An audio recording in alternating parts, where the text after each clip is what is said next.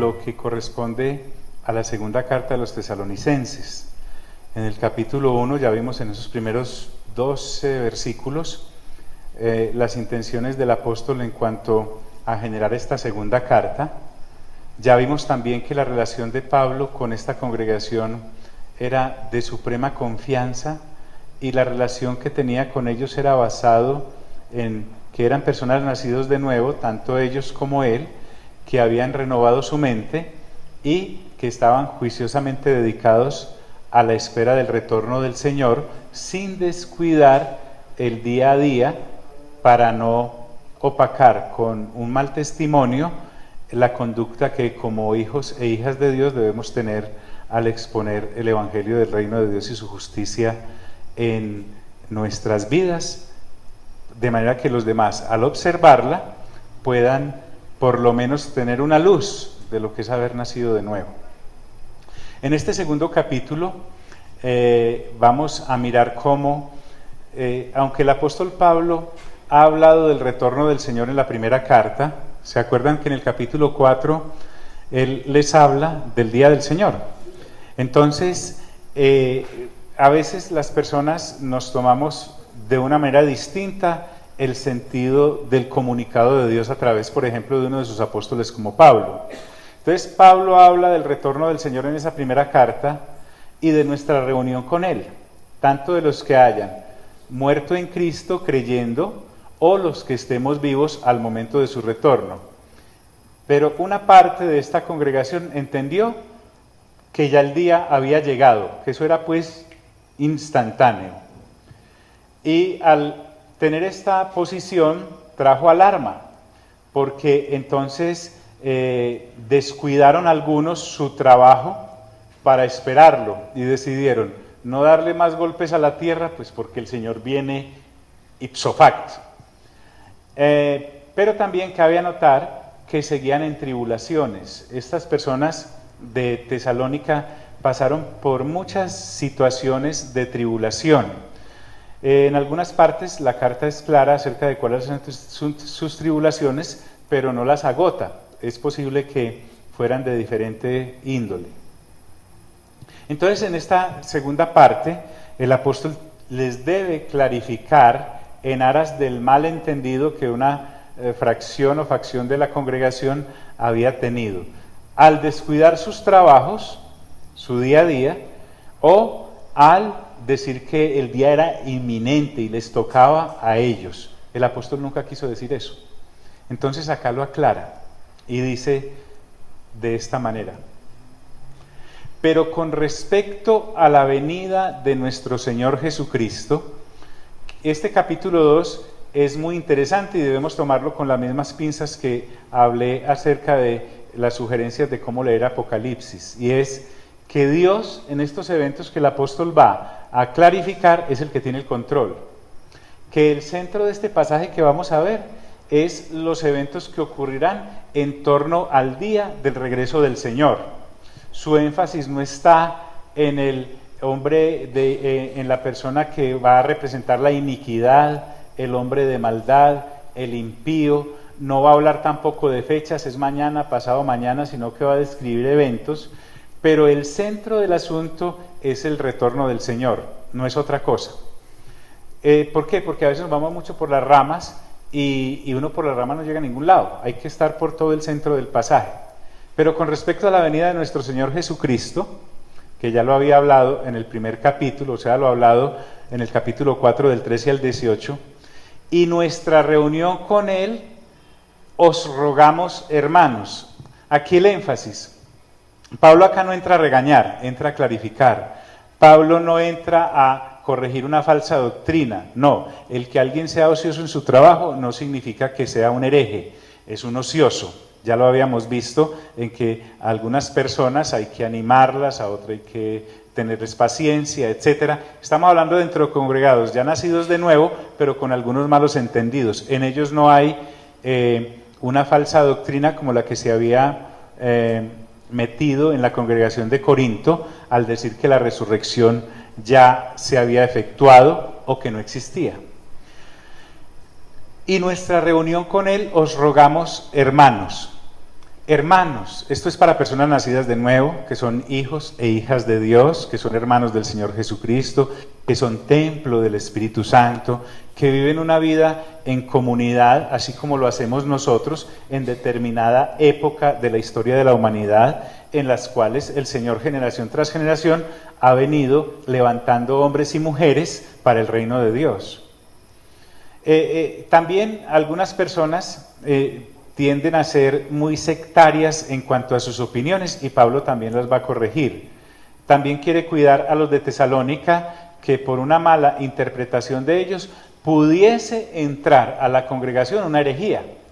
Y por eso les dice que con respecto a la venida del Señor y a nuestra reunión con Él, no nos dejemos mover fácilmente de nuestro modo de pensar. Pablo ya había edificado en ellos un modo de pensar con respecto a estos dos puntos, la venida del Señor y nuestra reunión con Él. Entonces, lo que él prevé es que en ese modo de pensar, uno, por estar abierto, o mejor, tener una apreciación equivocada de ese modo de pensar, pueda abrirle el espacio a una corriente que lo lleve a uno a una doctrina diferente, a una doctrina herética. Entonces, no hay que pensar distinto con respecto a estos dos temas, eso es lo que estás diciendo. Lo que es, venga quien venga a decirles cosa contraria, eso no viene de parte del Señor.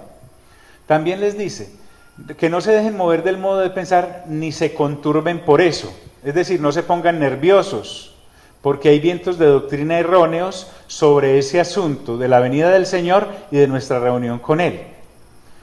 Entonces, no debemos dejarnos mover de nuestro modo de pensar, que debe ser sólido. Con respecto a este tema, estas cosas no tendrán variación, son así como 1 más 1, 2. Entonces, pero es que también vienen diferentes mensajeros a traernos diferentes modos de pensar. Entonces Pablo no le deja al albedrío nuestro que nos imaginemos de qué manera van a venir esos modos diferentes de pensar a ponernos nerviosos y a conturbarnos y a movernos de nuestra responsabilidad en nuestra respectiva época dando testimonio del Señor. Entonces les dice, en primer lugar, ni por espíritu. Este asunto de ni por espíritu puede tener dos interpretaciones. Una, que espíritus engañadores, ya en el capítulo 4 de la primera carta a Timoteo, Pablo dice que en los postreros tiempos vendrán doctrinas que son de demonios. Entonces puede referirse a espíritus engañadores que existen y lanzan pensamientos o maneras de pensar que van a desviar a la gente de la manera correcta. Pero también puede referirse, y son válidas las dos cosas, a personas que moviéndose en los dones del Espíritu Santo, sea a través de profecía, sea a través de lenguas o interpretación de lenguas, o sea a través de discernimiento de espíritus o de enseñanzas a través de la predicación, quieran mover a la gente de ese modo de pensar. Entonces Pablo les dice, acerca de eso, ni por espíritu se dejen mover. También dice, ni por palabra. Puedo tomar palabra de Dios, la que está escrita, y darle una mala interpretación.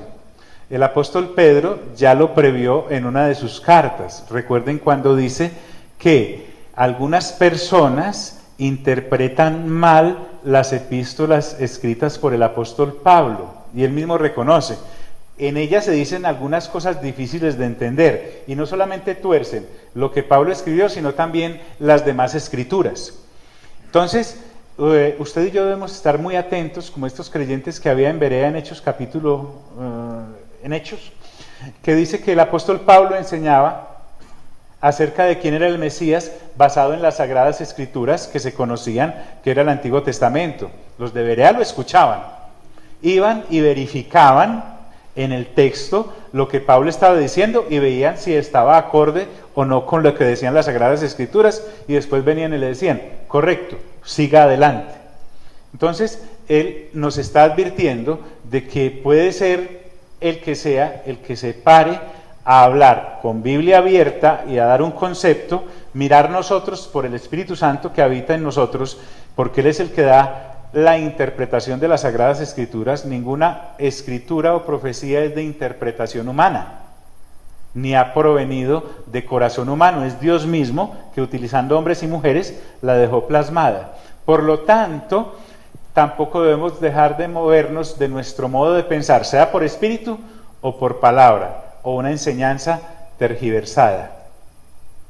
También había falsificadores de cartas. Mira lo que dice en tercer lugar: ni por carta como si fuera nuestra. Documentos falsos que otra gente puede firmar en el nombre de alguien que sea respetado dentro de las congregaciones. Entonces, este asunto de la venida del Señor y de nuestra reunión con Él es serio.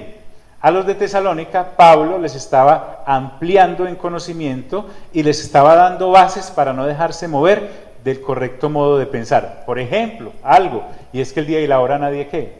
Lo sabe, nadie lo sabe.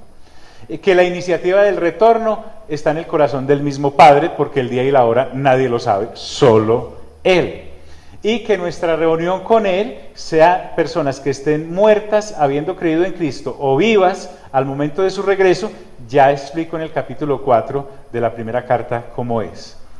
Pero alguien que dice, ve, de parte del apóstol Pablo les venimos a hacer esta ampliación al respecto.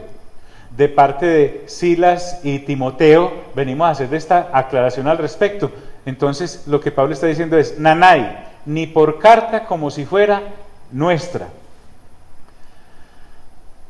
Y encierra el panorama completo con esta aseveración. O sea, ni por espíritu, ni por palabra, ni por carta como si fuera nuestro, en el sentido de que el día del Señor está cerca.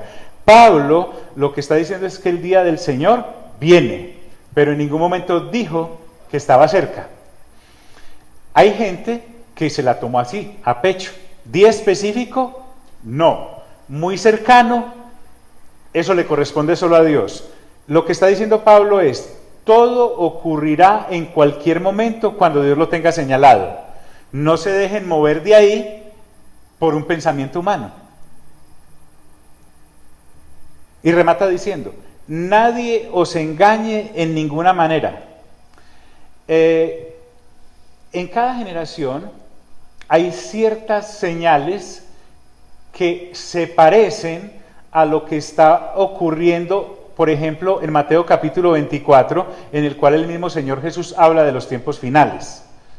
En cada generación, usted y yo vamos a encontrar eventos como el eclipse que, por ejemplo, acaba de pasar. Habrá señales arriba en el cielo y abajo en la tierra. Entonces hay gente que pone nerviosa ahí mismo y dice, esto es ya. Lo que Pablo está diciendo es, no se dejen mover por nadie que empiece a especular acerca de esos asuntos. Él usa la palabra que me parece fuerte, es que nadie os engañe en ninguna manera. Entonces lo que ahora viene a darnos a conocer el apóstol, que entre los de Tesalónica era ya muy conocido, porque recuerden que Pablo efectivamente estuvo con los hermanos de Tesalónica un buen tiempo, viviendo con ellos, trabajando con ellos, comiendo con ellos, durmiendo allá en los lugares donde ellos dormían, conociendo los eventos históricos de ese preciso instante. Entonces hay cosas muy íntimas que ocurrieron entre ellos que la carta no nos muestra específicamente, pero que sabemos que ocurrieron. Entonces, cuando Pablo dice que nadie os engañe en ninguna manera, ahora viene a recordarles a ellos lo que ya les había enseñado, pero nos va a dar luz a nosotros con respecto a lo que ellos les había enseñado. Por eso dice, ese día del Señor, lo que acabamos de ver, en el sentido de que el día del Señor está cerca, va a verse rodeado de una serie de eventos. Nuevamente Pablo les dice, no les estoy dando fechas, pero los eventos que voy a mencionar a continuación no han ocurrido allá en Tesalónica hace 2000 años para que alguien se esté atreviendo a decir que el día del Señor está cerca. Estos eventos van a rodear la situación. 1. Ese día no vendrá sin que antes venga la apostasía. Estas cosas que Pablo va a empezar a enumerar son cosas que van a ocurrir antes del retorno del Señor. Entonces ahí sí debemos estar muy atentos para no dejarnos mover de nuestra manera de pensar. es, ¿cómo así que es apostasía? ¿Será que los judíos se van a rebelar contra Dios? ¿Será que los gentiles se van a rebelar contra Dios? ¿Será que algunos cristianos van a dejar de creer en Dios? ¿O será que tanto judíos como gentiles no creyentes van a incrementar? Porque es que apostatar es dejar de creer lo que se creía. Apostatar es dejar de pensar de la manera correcta en que se creyó, o a veces, sin necesidad de yo creer, atacar lo que está correctamente expuesto en las Sagradas Escrituras. Por ejemplo, ese es uno de los eventos. Vendrá tanta gente apostatando de esta situación de que el día no va a venir o que si vino, etcétera. Por ejemplo, ese evento abiertamente en el momento de los tesalonicenses no se había dado, porque miren que esta apostasía es abierta. Una cosa es enfrentarme contra un familiar o un conocido o una corriente que dice no creer absolutamente en Dios, y otra cosa es que ya esté generalizada la situación. Aún en nuestra época ese evento no está dado, porque mire la cantidad de gente que sí creemos. Hoy estábamos, por ejemplo, en una mesa en el lago, y allí estábamos 5 personas. De las 5 personas, 3 somos creyentes, nacidos de nuevo y efectivamente renovando nuestra mente.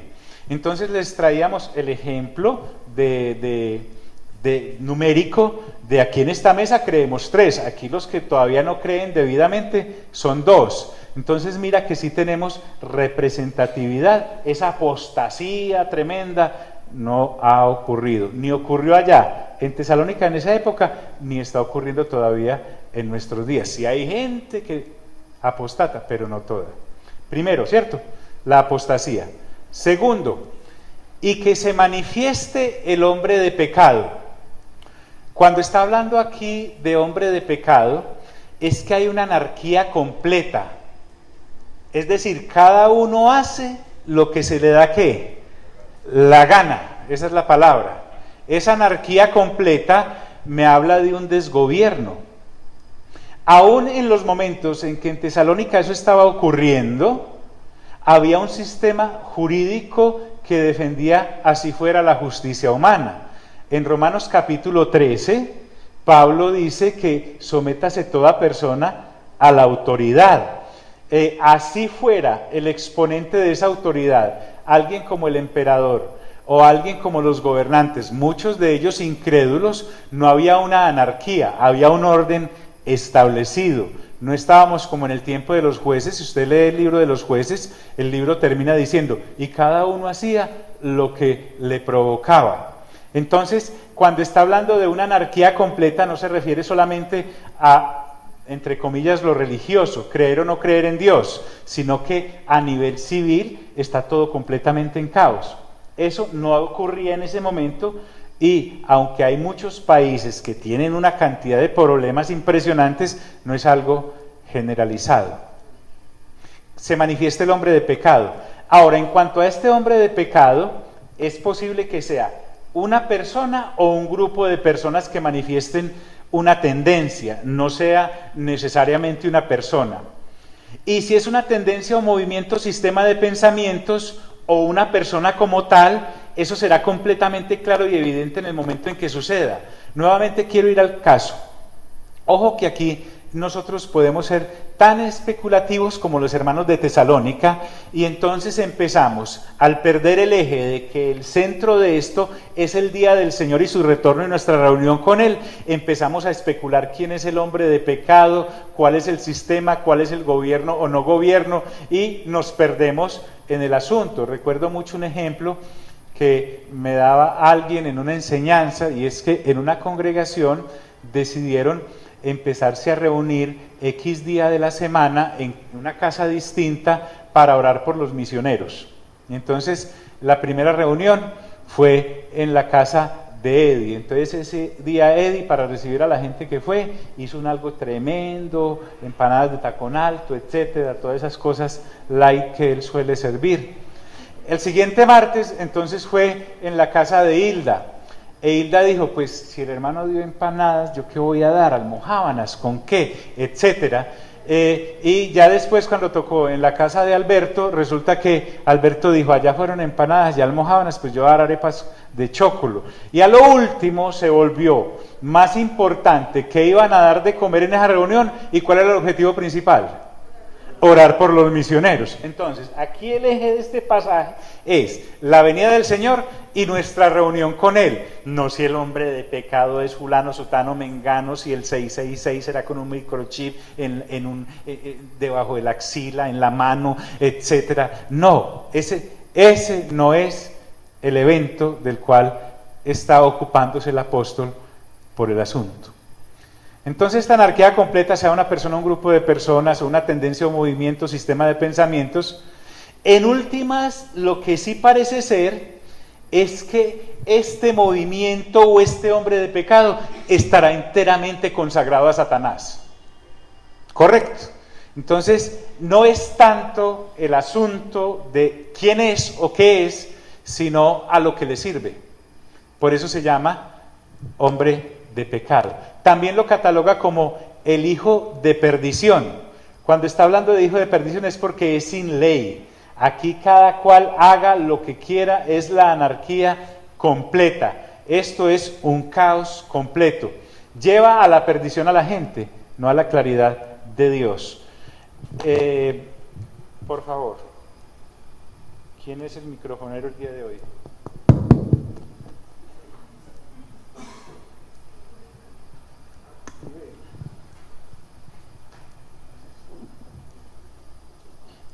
Yo tengo una pregunta, pastor, con ese tema, y es, juntándolo con Apocalipsis,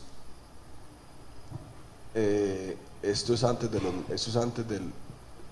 después de los 1000 años, esto donde lo vamos a meter nosotros, esta partecita ahí, porque esa rebelión contra Dios que le está hablando también es apocalíptica. Pues mejor dicho, le está hablando desde lo mismo que tenemos un primer y segundo de Juan, desde un Pablo, de un Pedro.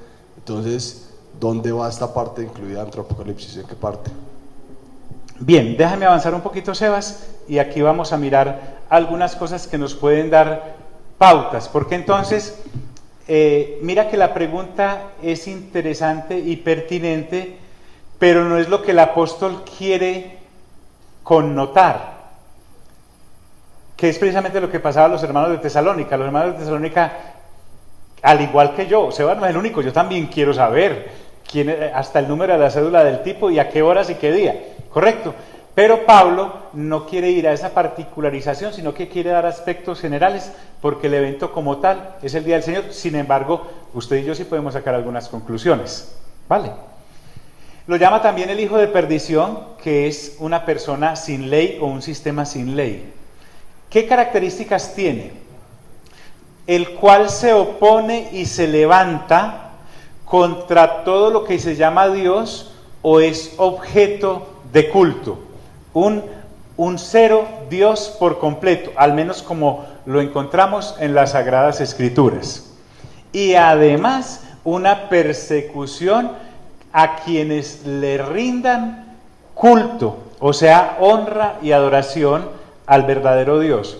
Mire que acá Dios está con mayúscula porque se refiere al Rey de Reyes, Señor de Señores, Padre, Hijo, Espíritu Santo, todos los que a Él se han rendido, aceptándolo como único y suficiente Salvador.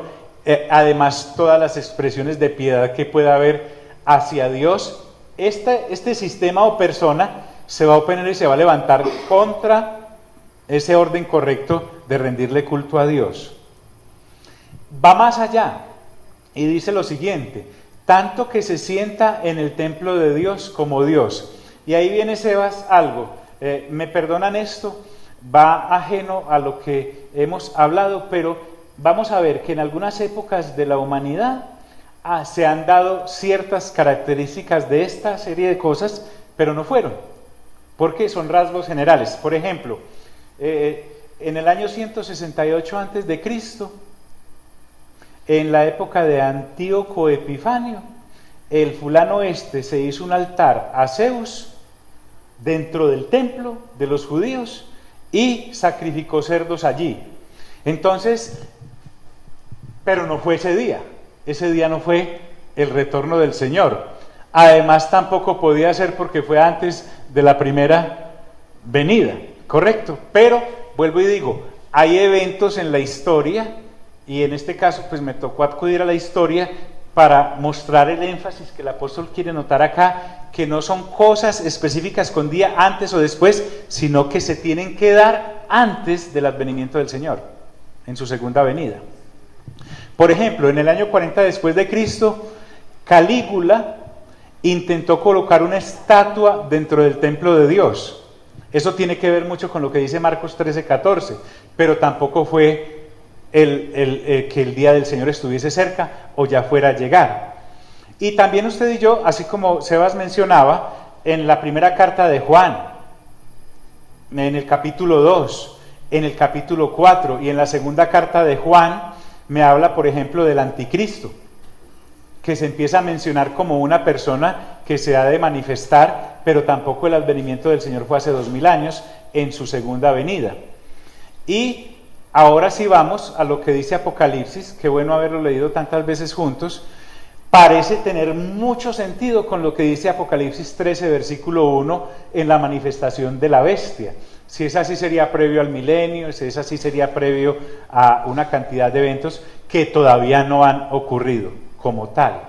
Entonces, tanto que se sienta en el templo de Dios como Dios. Y aquí viene algo que sí se asemeja mucho a lo que ocurre en Apocalipsis. Dice, haciéndose pasar por Dios. Entonces, esos eventos han de ocurrir rodeando de manera previa el retorno del Señor y nuestra reunión con Él. Estemos muertos habiendo creído en Él o estemos vivos esperándolo al momento de su retorno. Entonces aquí es donde viene lo hogareño de Pablo con lo de Tesalónica. Aunque es que recuerden que ustedes estamos leyendo una carta que Pablo le mandó a los de Tesalónica, con los que había vivido, comido, dormido, peleado, jugado, etc. Y por eso hay cosas tan íntimas como esta. Después de haber dicho semejante cosa, dice, ¿no os acordáis que cuando yo estaba todavía con vosotros, os decía esto? Es decir, los hermanos de Tesalónica sabían a lo que Pablo se estaba refiriendo. Usted y yo no. O sea, nosotros no sabemos las conversaditas que entre tintico y tintico se metieron. Solo nos quedan parámetros generales de sus conversaciones. Y viene y lanza otra. Con respecto a ese hombre de pecado que se hace pasar por Dios y se opone a todo lo que es culto a Dios y se mete dentro del templo de Dios, Pablo dice algo, dice, y ahora vosotros sabéis lo que lo detiene a ese hombre de pecado, a ese impío. Los de Tesalónica sabían lo que lo detenía, nosotros no. Así que cualquier cosa que tú y yo digamos es mera especulación. Podemos decir, no, es que es el Espíritu Santo el que lo está deteniendo, no, es que es la iglesia del Señor el que lo está deteniendo, no, es que quién sabe qué es lo que lo está deteniendo. No es clara.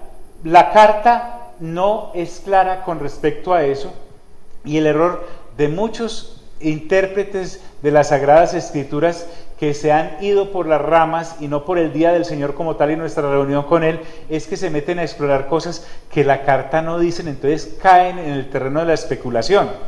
Y ahí es donde nosotros no tenemos que caer. A nosotros lo que nos debe importar es que el Señor, cuando venga, nos halle juiciositos esperándolo y responsables en nuestro responsables con respecto a lo que nos corresponde dar como testimonio en el momento de nuestra época. Está haciendo entender, está claro, ¿cierto? Entonces, y vosotros sabéis lo que lo detiene. Los de Tesalónica lo sabían, nosotros no, así que cualquier cosa que digamos se entra en el rango de la especulación. Entonces, vuelvo al punto. Podemos valorar que algo o alguien lo detiene, que es verdaderamente lo central. Ese hombre de impiedad o de la forma en como lo tratan los versículos anteriores, no se ha podido manifestar porque hay algo o alguien que lo detiene. Otro cabo del que debemos echar mano: Dios es el que tiene el control de todo esto. No es que el hombre de iniquidad se manifestó pues y esa cosa no tiene control. No, Dios es el que tiene el control. ¿Por qué no se ha manifestado? A fin de que a su debido tiempo se manifieste. Entonces es como ese ángel que hay allá con una cadena y aprisiona a Satanás y lo mete en el abismo durante 1000 años. ¿Sí? Dios lo tiene destinado para eso en su momento. Este algo o alguien que detiene al impío al hombre de pecado, no entrará o será quitado, perdón, hasta el momento en que sea tiempo de que se manifieste el impío aquel. Entonces, de todas formas, así como la bondad de Dios está en acción, la maldad también, porque ya está en acción el misterio de la iniquidad. Ya uno ve visos de impiedad y anarquía. En el mismo sistema del mundo que rige la sociedad, vemos ya algo diabólico, oculto, malévolo, malsano, impío que está obrando. En ese orden de ideas, sí, hay una manifestación de la maldad y del diablo como tal, pero está limitada. Entonces, cuando habla de que ya está en acción el misterio de la iniquidad, es un misterio en cuanto al asunto como tal, pero no en cuanto a las verdades de Dios, porque miren que los misterios del reino de Dios sí están abiertos para nosotros. La voluntad de Dios no es tanto que exploremos en lo que la tiniebla o las tinieblas manifiestan, sino en lo que Dios en su reino sí nos ha manifestado. ¿Recuerdan lo que dicen las Sagradas Escrituras en la parábola del sembrador? Después de que él da la parábola, los discípulos vienen y le preguntan qué quiso decir, y el Señor le responde: a ustedes les es dado conocer los misterios del reino. En eso sí podemos explorar, en eso sí podemos meternos, en eso sí podemos avanzar. Entonces, ¿esta impiedad y anarquía? Sí, es un sistema o es una persona. ¿Uno en la sociedad ve ese obrar? Claro que lo ve, aunque está limitado. Entonces, cuando habla de misterio es que está como oculto, traslapado el asunto como tal de este hombre de iniquidad o de pecado, o de este misterio de la iniquidad, pero no está oculto el resto. Ante nosotros ya ha sido expuesto correctamente el Evangelio del Reino de Dios y su justicia, y es lo que Dios quiere que miremos y exploremos. Quiero saber si me estaba haciendo entender hasta ahí. El asunto no es mirar tanto dónde está Satanás, sino cuál es la ubicación de Dios en cada uno de estos asuntos, porque ya está en acción el misterio de la iniquidad, y esta cosa maligna obrará en su debido tiempo. Nuevamente insiste, solo que hay quien al presente lo detiene. Entonces mira que la misma Escritura, a esto iba, amigos y amigas, es la que nos va dando claridad, no nuestra imaginación. Porque ¿qué ocurre con nuestra mente inquieta? Querer saber, querer saber. Mientras que la revelación consiste en saber lo que Dios quiere que yo sepa. Entonces hay que aquietar esta loca mente que siempre está indagando y como Juanito preguntaba, y dele. Entonces John Freddy, tiene que, un momentico, voy a llevar todo pensamiento cautivo en obediencia a Cristo, como dice 2 de Corintios. ¿Y eso qué quiere decir? Que no todo lo que se me ocurra a mí es para yo saberlo. Yo lo que debo ocuparme en saber es lo que Dios sí ha revelado claramente en las Sagradas Escrituras, para no dejarme mover de ese modo de pensar que las Sagradas Escrituras traen, que era lo que estaban en peligro de caer los de Tesalónica, que ante el anuncio de la venida del Señor y su reunión y la reunión de ellos con Él, unos se habían apresurado a dejar sus trabajos y a no hacer nada, y andaban por ahí todos nerviosos porque ya el Señor llegó ya. Lo que Pablo quiere aclarar es, no, tranquilo, el Señor va a venir, pero no tiene que presentarse semejante conmoción entre ustedes. Entonces mira, por ejemplo, que este versículo ya sí nos dice que es un quién. Mira, a eso que lo detiene, la misma Escritura lo llama un quién. Pero entonces volvemos al punto. ¿Será un ángel? ¿Será Satanás mismo? ¿Será el Estado judío? Todas estas corrientes han existido.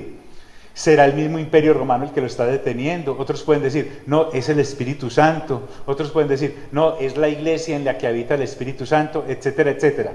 Entonces, en aras de la cordura, según la palabra, lo mejor para nosotros es no especular. Es decir, sea lo que sea, o sea quien sea, ese está bajo el control de Dios. Eso que lo está deteniendo, o ese quien lo está deteniendo, está siguiendo instrucciones de Dios para detenerlo. Y eso es lo que a nosotros nos debe importar. Hoy estábamos en una reunión con unos pastores y ellos comentaban como una persona muy prestante a nivel evangélico, a nivel mundial, dijo que la venida del Señor era en el año 2025. ¿Cierto? ¡Wow! Eso.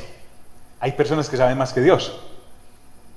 Pues, que el mismo Señor Jesús, que se negó a decir el día y la hora, no lo sé. Entonces, se le respeta, esperemos, hagamos bastante ejercicio y comamos bien para que en el 2026 esperemos otro que salga diciendo que es en el 2027.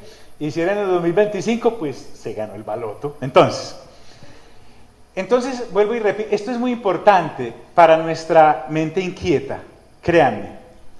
Eso que lo detiene ahora, según este versículo, ya es un quién. Podemos especular usted y yo como lo han venido especulando desde hace 2000 años, desde que se escribió esta carta, pero seguramente, si acertamos es puro chepazo. Pero lo que sí podemos hacer, como lo mejor para nosotros y para los que escuchan el Evangelio con nosotros, es no especular sobre el asunto en sí, sino que saber que ese quién y ese qué está bajo el control de Dios. El mismo hombre de pecado está bajo el control de Dios. La misma apostasía en su momento está bajo el control de Dios. Y mira lo tremendo de este pasaje. Este pasaje trae demasiada luz que si uno se descuida se puede perder en ella y volver a la oscuridad. Pero el pasaje en sí es muy claro. Hasta que a su vez, cada vez que oigo una moto de esas me acuerdo de Sebastián subiendo por ahí en su momento. Después les cuento. Hasta que él a su vez sea quitado de en medio. ¿A quién va a quitar de en medio Dios? ¿A quién? No, ¿a quién? Al que está deteniendo la manifestación del hombre de pecado. ¿Quién lo quita? Dios. Hasta que a su vez sea quitado de en medio, y ahí sí viene. Y entonces, dice Pablo, se manifestará aquel inicuo. Evento previo al retorno del Señor. Entonces hay que recordar que el centro de este pasaje, no me puedo cansar de recordar esto, el centro de este pasaje es el retorno o la venida de Cristo. El centro de este pasaje no es quién es el inicuo, o por qué Satanás o sus oscuras manifestaciones le dan esos poderes. Este pasaje no es para curiosos, es para personas que son hijos e hijas de Dios, que anhelan el retorno del Señor, no la marca de la bestia, ni la manifestación de todos esos poderes de maldad.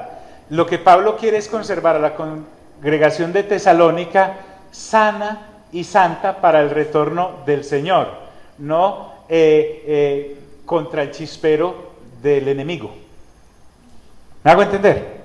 Esa es la clave del pasaje. Ahora sí, Sebas, esto le puede dar a muchas luces, porque mira lo que dice la escritura, pero vuelvo al punto, entraríamos en especulaciones, pero luz sí hay, porque ya como hemos abordado, yo no sé si la carta de Apocalipsis estuviese disponible para los hermanos de Tesalónica de la época, no estoy claro en eso, pienso que no, porque la carta de Apocalipsis fue escrita, si no al mismo tiempo, por lo menos unos años después de que las otras ya estaban funcionando. Pero usted y yo sí tenemos la farola completa, las inquietudes de Tesalónica y las revelaciones de Apocalipsis. Entonces sí podemos, Evas, pensar si es antes o después de. Mira lo que viene acá. Y entonces se manifestará aquel inicuo. ¿Y qué va a pasar con ese inicuo? Miren que el centro del pasaje no es el inicuo, sino el Señor. A quien el Señor matará con el espíritu de su boca. Punto. el Señor es la clave. En Apocalipsis, creo que en el 17, hay una manifestación en la cual el Señor viene con todas sus huestes y destruye precisamente al paciente este y a todos sus seguidores. Creo que es en el 17 de ahí en adelante. Entonces el centro del pasaje es el Señor. Lo matará con el espíritu de su boca y destruirá con el resplandor de su venida. Nuevamente, la venida del Señor acá es la clave, no la manifestación del inicuo.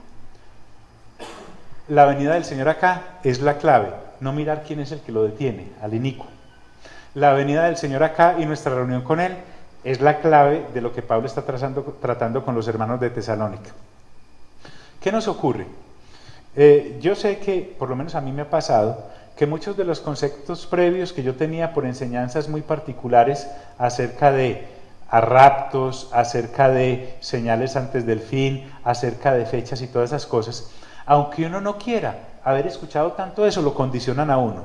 Entonces uno entra al pasaje buscando reafirmar lo que, entre comillas, dice que ya conoce y no deja que el pasaje sea el que le hable a uno.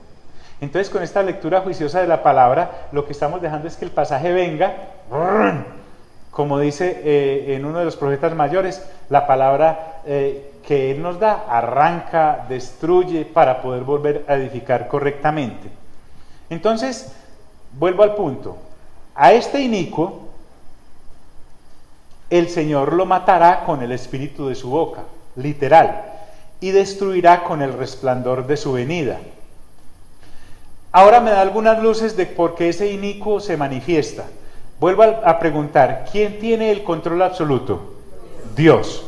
¿Habría inicuo sin que Dios no lo permitiera? ¿Satanás le daría poder a este inicuo sin que Dios no lo permitiera? ¿Habría toda esa apostasía sin que Dios no lo permitiera? Entonces, el hecho que acá tenemos es, Dios tiene el control, punto. Inicuo, ahora se refiere nuevamente al paciente este, cuyo advenimiento es por obra de Satanás. Este inicuo solo podrá hacer lo que se le ha asignado cumplir, y Satanás solo le podrá permitir lo que a Satanás se le haya permitido delegarle a este inicuo. Entonces miren que Satanás es siempre imitador, él no es creador de nada. Miren que me habla, ¿quién envía el inicuo? Satanás. Y este inicuo vendrá con gran poder y señales y prodigios mentirosos. Satanás es un gran imitador, Satanás no es creador de nada. Entonces miren que de la misma forma, en como ustedes y yo vemos, Padre, Hijo y Espíritu Santo, Satanás imita. En Apocalipsis y apoyados en este pasaje vemos que está Satanás, el inicuo, y por allá tenemos el falso profeta que viene a anunciar a esta bestia que es de la cual está hablando. Entonces, la lectura juiciosa de Apocalipsis nos lleva a abordar pasajes como estos, que estaban como tan oscuritos, ya con mucha claridad. Ventaja que no sé si tenían los hermanos de Tesalónica, pero sí que tenemos nosotros con mayor responsabilidad. Entonces, este gran imitador que es Satanás, todo lo de él es mentira, pero aunque es mentira, no es necesariamente que sean trucos las señales y prodigios que haga, solo que son mentirosos porque el objetivo de esas señales y prodigios es engañar, no llevarnos a Dios, sino oponerse a Dios, imitar, hacer creer que Él es Dios. Por eso quiere ganarse la adoración de las personas y quiere inclusive usurpar lo que se hace en el templo de Dios. Entonces, es imitador, repito, porque todo lo que hace es mentira. Aunque sus trucos sean verdaderos, son mentirosos porque su finalidad es engañar. Y cuando habla de poder, está hablando de que habrá una fuerza sobrenatural. Cuando habla de señales es porque también recibirá poder para hacer milagros. Y cuando habla de prodigios es porque habrá maravillas que puedan impresionar a la gente. El asunto que viene es cómo la gente entonces va a ser engañada por este inicuo que viene por delegación de Satanás para que haga esos señales y prodigios mentirosos. Y aquí viene la respuesta, es interesante.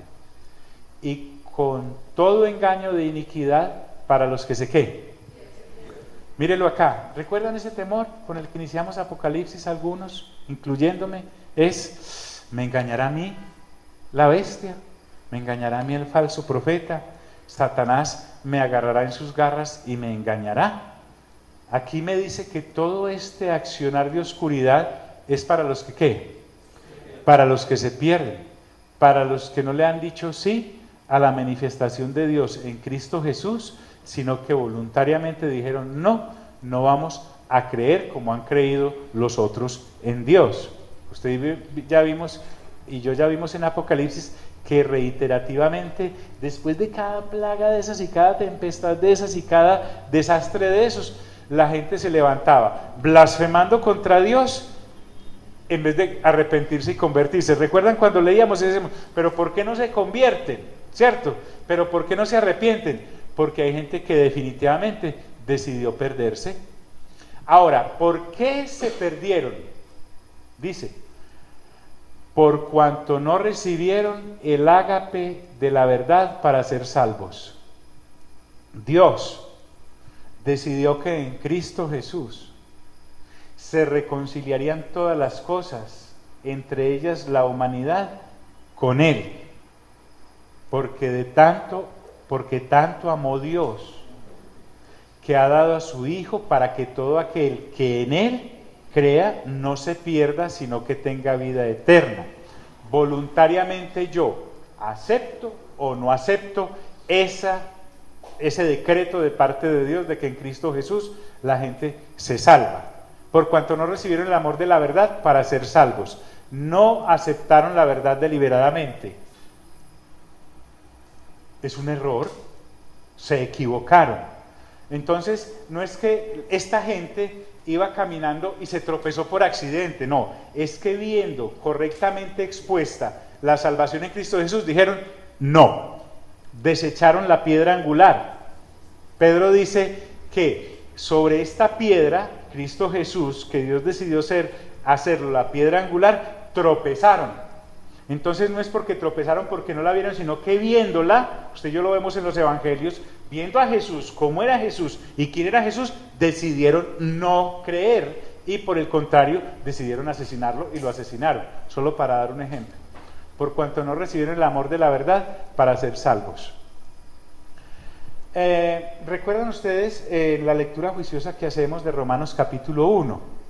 En Romanos capítulo 1, Dios, al ver que la gente no le daba gracias ni lo adoraban a Él como a Dios, entonces decidió desentenderse de la humanidad y dejó que la humanidad empezara a adorar criaturas en vez de al Creador. Algunos en forma de aves, otros en forma de cuadrúpedos, otros en forma de reptiles y otros en forma de hombre. Esos dioses ellos decidieron adorar. Entonces Dios, en pago a su incredulidad e ingratitud, dejó que se perdieran en sus propios pensamientos de falsa adoración.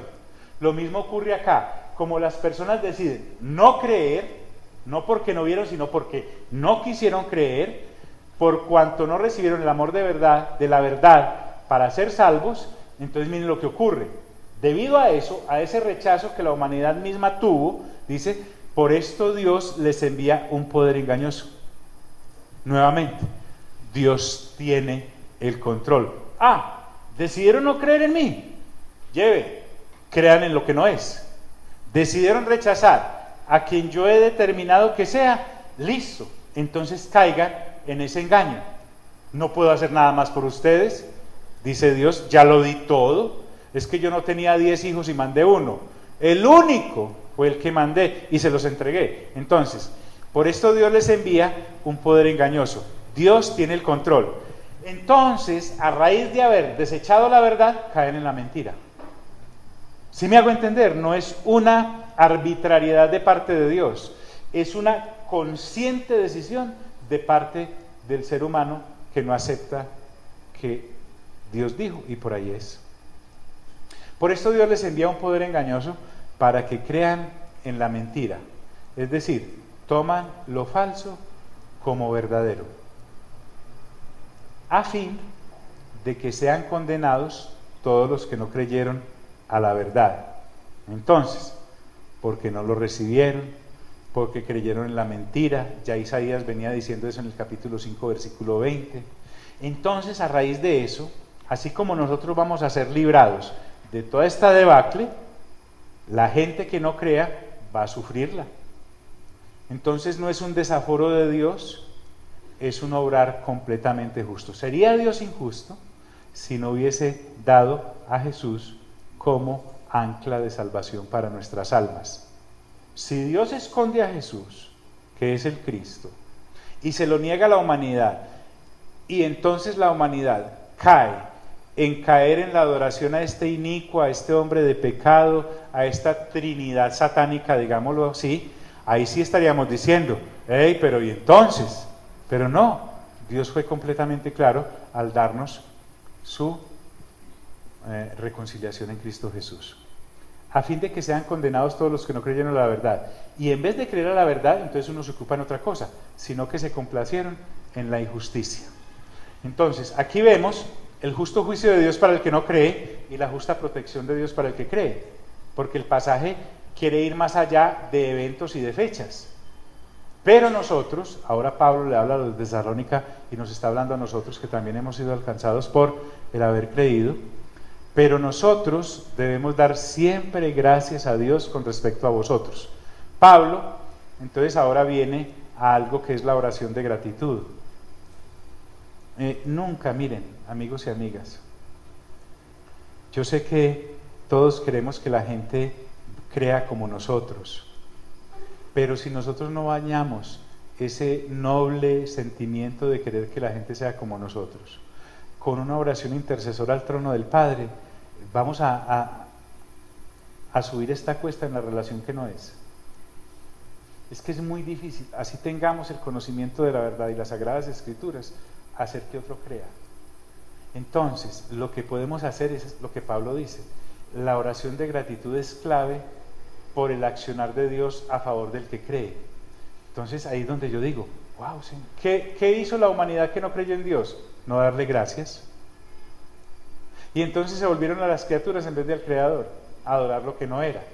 ¿Por qué? Porque en sí mismo, esa vida de oscuridad y de pecado es el pago por no haber creído. Dios se desentiende. Pero nosotros debemos dar siempre gracias a Dios respecto a vosotros. Mire, así sea bonita persona a la que usted le esté hablando. No piense pues que es que tienes que evangelizar toda la humanidad, un hito solo. Pero si por ese un hito solo le das Biblia y lea los 9 capítulos diarios, y entonces, pero usted no ora con el Dios Todopoderoso, el Padre, si usted no entra en conversación con el Espíritu Santo y con el mismo Señor Jesús, para que esa persona le sean abiertos los ojos del entendimiento, para que tenga espíritu de sabiduría y de revelación, es muy duro, es como empujar un carro en su vida. Entonces, la oración de gratitud es clave para que el accionar de Dios se revele a las personas que decimos estar evangelizando.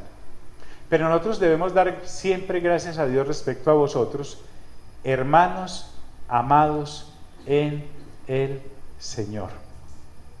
El ágape entonces es clave. Recuerden que, miren,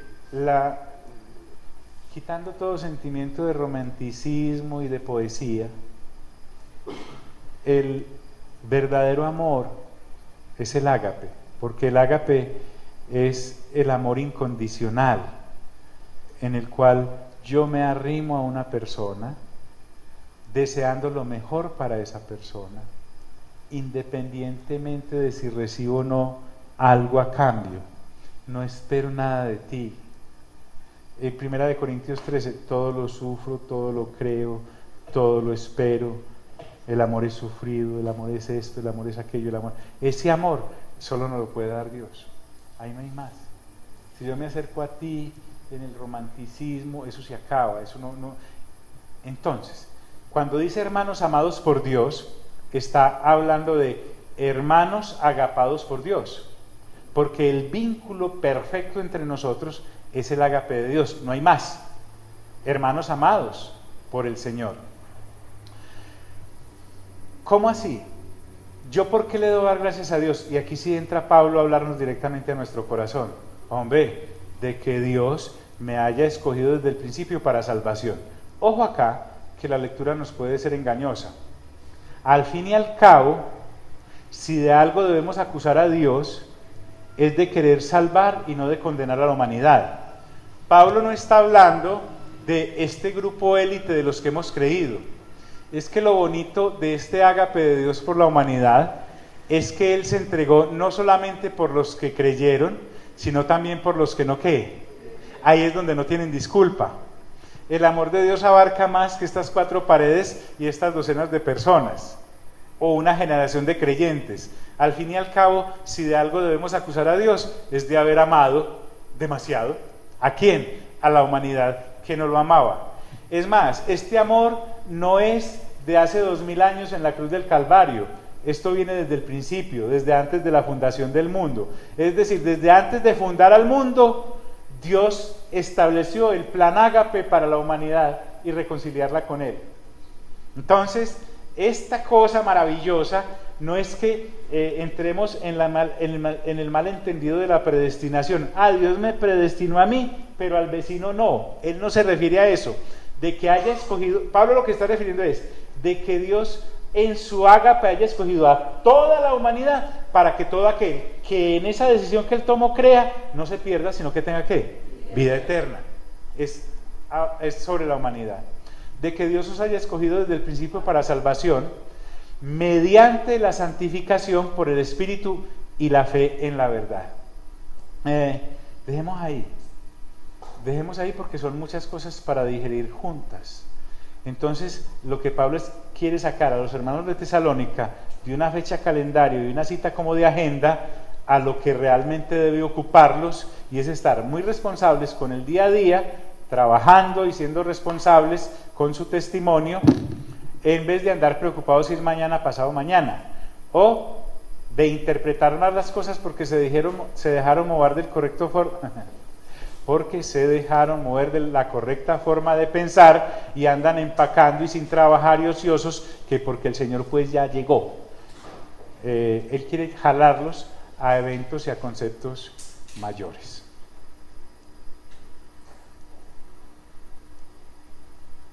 Padre, muchas gracias por este tiempo que nos permites abstraernos de la mentira y de lo temporal para meternos en lo eterno y en lo que si no tiene forma de ser cambiado, porque ya tú lo determinaste como un hecho cierto y seguro en Cristo Jesús. Salimos de este lugar, mas no de tu presencia. Te pido, Señor, que a través de la oración, todos y cada una de las personas que venimos diligentemente, Señor, a renovar mente, como no es por nuestro esfuerzo, porque podríamos sacarnos y devanarnos los sesos leyendo y leyendo y leyendo, que sea el Espíritu Santo el que nos dé espíritu de sabiduría y de revelación para entender y para ver.